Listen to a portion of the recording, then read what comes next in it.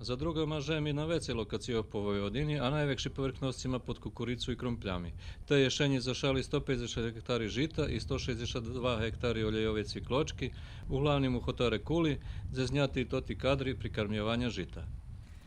Pretim, stretkom januara, po mrazu pobrali prikladniki žemi za N-min analizu, ktora im ukazala, že keľo htora parcela má dostupného azotu. Na cvikločki, odnosno repici, veľo väčší nedostatok azotu, pretože sme u sloju do 60 cm našli ljemdajaki 10 do 12 kg razpoloživih nitratov, co bar zmalo i sigurno, že ona to friško potroši, takže sme nadumali, že perše ju da prihranjime z 80 kg nitratov, odnosno 80 kg čistej azotnej aktivnej materiji po hektaru, dok na poljoh pod žitom to sadržaj azotu u žemi dakus vekši od 30 do 50 kg jest ešći u tim sloju